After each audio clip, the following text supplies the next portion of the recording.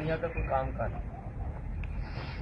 مدرسے میں اگر کسی نے طالب علم نے آنا ہے، کسی علاقے سے بھی آنا ہے، وہ اس کی نیت صرف دین کی خدمت ہے۔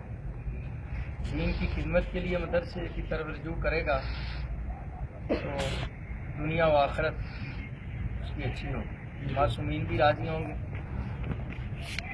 آخرت بھی اس کی درست رہے گی۔ اور اگر صرف دنیا طلبی کے لیے اس کا مقصد ہے میں مدرسے میں آؤں تو وہ بے شک مدرسے میں نہ آئے۔ یہ پہلی بات جب میں سب سے پہلے داخل ہوا تھا یہاں تو کاظمی صاحب نے مجھے فرمایا، انہوں نے فرمایا تھا کہ اگر آپ کا مقصد ہے کہ میں کمائی کروں یا مقصد آپ کا ہے میں زیادہ واہ واہ کراؤں، یہ بھی انہوں نے بات فرمائی تھی، تو پھر آپ کوئی دنیا کا کام کر لیں۔ اگر غرض صرف معصومین کی رضا کی خاطر دین کی خدمت ہے تو پھر بسم اللہ مدرسے میں آپ داخل۔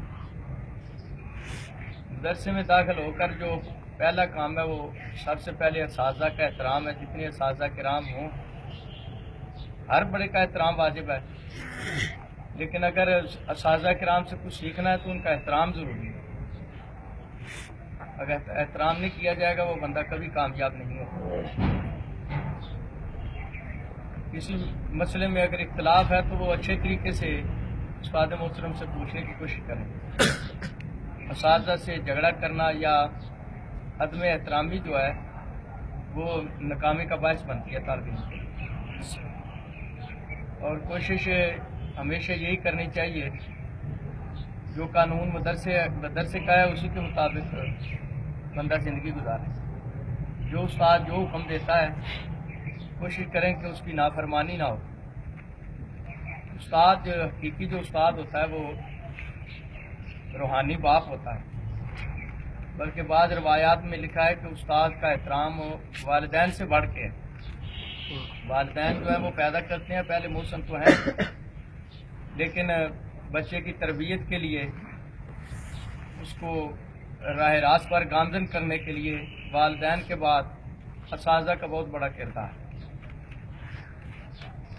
دعا یہی ہے کہ امام زمانہ مجھے ہم سب کو اساتذہ کرام جنہوں نے ہماری رہنمائی کی ہے انہی کی سیرت پر ہمیں چلنے کی توفیق عطا فرمائے۔ خصوصاً علامہ اجاز حسن کاظمی صاحب، بسم اللہ یا علی مدد۔ خصوصاً اساتذہ کرام جو ہمارے روحانی پیشوا علامہ اجاز حسن کاظمی، مالک ان کے درجات بلند فرمائے، انہی کی روش پہ انہوں نے جو حکم دیا اسی کے مطابق مالک ہمیں محمد وال محمد کی دین کی نشر و اشاعت کی توفیق عطا فرمائے، جس میں تبلیغ کا یہ طریقہ ہونا چاہیے کہ سب سے پہلے تحقیق ہو، بندہ خود دیکھے کہ میرا مذہب کون سا ہے، کیسا ہے، اس کے دلائل مہیا کرے قرآن سے، حدیث سے، فرامین ائمہ سے، اور جو فضول علماء گزرے ہیں ان کی رائے بھی، ان کی اقوال بھی پڑھنے بھی چاہیے، سننے بھی چاہیے۔ جو ہماری کتابیں ہیں، ماخذ ہیں، منابع ہیں، خصوصاً قدیم کتابیں جو ہیں، اتنی اپنے آپ میں ہمیں اہلیت پیدا کرنی چاہیے کہ ہم وہ عربی فارسی کتب کا مطالعہ کر سکیں۔ کہ ہمارے جو متقدمین ہیں، مثلاً یعقوب کلینی ہیں، شیخ مفید رحمۃ اللہ علیہ ہیں، شیخ صدوق ہیں، اور علامہ ہلی ہیں، محقق طوسی ہیں، شیخ الطائفہ طوسی ہیں، اور صاحب سرائر جو علامہ ادریس ہیں۔ یہ ہمارے علماء سابقہ جو متقدمین گزرے ہیں وہ اس مسئلہ میں کیا کہتے ہیں۔ کوئی بھی مسئلہ ہو، فقہی ہو، عقیدے کے حوالے سے ہو، ہم نے دیکھنا چاہیے کہ علماء متقدمین کا اس کے بارے میں کیا نظریہ ہے، کیونکہ ہم آج پیدا ہوئے ہیں، جو پہلے علماء گزر گئے ہیں ان کی اس کے بارے میں رائے کیا ہے۔ پہلے تو عربی فارسی پڑھ کے ہمیں اتنی اہلیت پیدا کرنی چاہیے کہ ہم متقدمین کا قول سمجھ سکیں کہ وہ کیا کہہ رہے ہیں، وہ کچھ اور کہہ رہے ہوں، ہم کچھ اور سمجھ رہے ہوں، اس طرح ہم دین کی خدمت نہیں کر سکتے۔ سب سے بڑی بات یہ ہے کہ مدرسے میں طالب علم کا کام صرف محنت کرنا ہوتا ہے، صرف وہ محنت کرے۔ اساتذہ کرام محنت کرا رہے ہیں الحمدللہ. درسی کتب کے مطالعے کے بعد یا درسی علم حاصل کرنے کے ساتھ ساتھ آؤٹ آف کورس جو کتب ہیں ان کا خصوصی طور پہ مطالعہ کریں.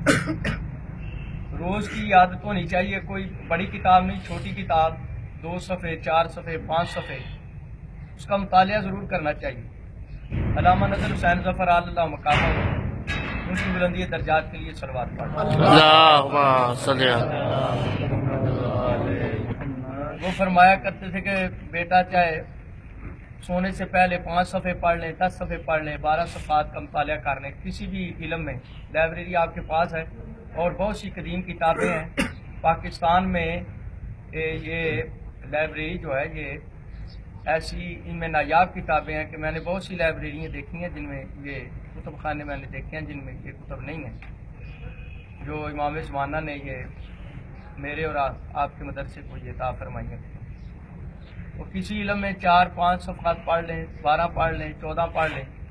علامہ نظر صاحب فرمایا کرتے تھے کہ یہ مطالعہ ضروری ہے طالب علم کے لیے. مطالعہ جو ہے وہ عالم کو، جاہل کو عالم بنا دیتا ہے، بندے میں جاہلیت ختم ہوتی ہے. جتنی لڑائی ہے، جھگڑا ہے، شرعی ہے، عقیدے کے حوالے سے اختلافات ہیں، اگر ڈیپلی مطالعہ کیا جائے تو کوئی اختلاف رہے نا.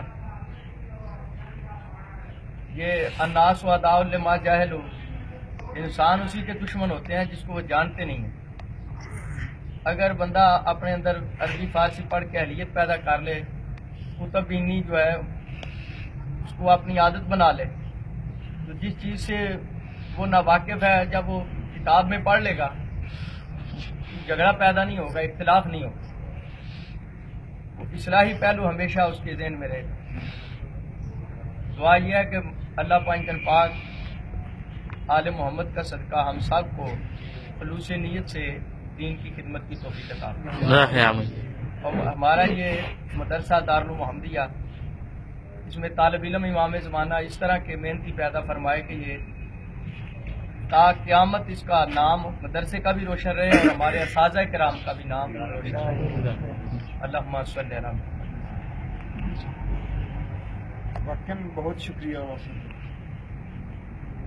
اور میں چاہتا ہوں کہ ہمارے طلاب یہاں سے فارغ التحصیل طلاب جب کبھی یہ واپس آئیں، جو آپ حاضرین بیٹھے ہیں، آج سے 5 سال بعد، 10 سال بعد، 20 سال بعد جب آپ واپس آئیں تو آپ اس قسم کا درس دیں، اس سے اچھا درس دیں. اس سے اچھا درس بھی دیا جا سکتا ہے، اس قسم کا بھی دیا جا سکتا ہے. وہ آپ کی صلاحیتوں پہ ڈپینڈ کرتا ہے، آپ کی صلاحیتوں پہ موقوف ہے. بلکہ ہم آغا صاحب کے بھی دل سے شکر گزار ہیں جنہوں نے پورے پاکستان میں مدرسے کا نام روشن کیا ہے اور خود اپنی دنیا و آخرت بھی سنواری ہے، بالخصوص اپنی آخرت سنوار رہے ہیں اور دوسروں کی ہدایت کے لیے بھی باہر کے یہ چراغ میں دست ہیں. کوئی استفادہ کرے یا آخر میں چراغ ہے اور روشنی پھیلا رہے ہیں. خدا متعال ان کو، آپ سب کو، ہم سب کو موفق و معیت فرمائے اور ہمیں اخلاص سے نیت اور خلوص قلب کے ساتھ مکتب آل محمد علیہ السلام کی ترویج کی توفیق عطا فرمائے. التماس سے دعا.